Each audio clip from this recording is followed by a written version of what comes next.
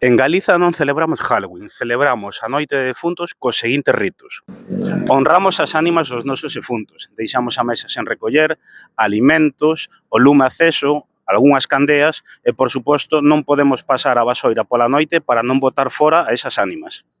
Tamén tallamos cabazas, nabos, patacas coas que representamos as ánimas dos nosos defuntos, mais tamén a Santa Compaña, e podemos colocalas nos cruces e camiños, nas encrucilladas, nas fiestras, nos cruceiros. Estas cabazas representaban tamén o alumeamento do sendeiro dos mortos. Tamén elaboramos colares e zanchos como este, que, por certo, ata hai moi poucos anos vendíanse neste cemiterio de Pereiró, e serven para honrar os nosos finados.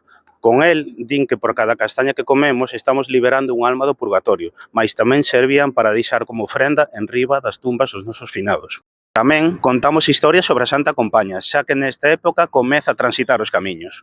Tamén é tradición pedir comida e bebida polas casas. De feito, na Illa de Arousa conservaron a tradición de pedir a limosniña polos defuntiños que van alá. En definitiva, que sentido ten a culturizarnos e abandonar o noso cando temos unha cultura que é riquísima e que chegou ata os nosos días?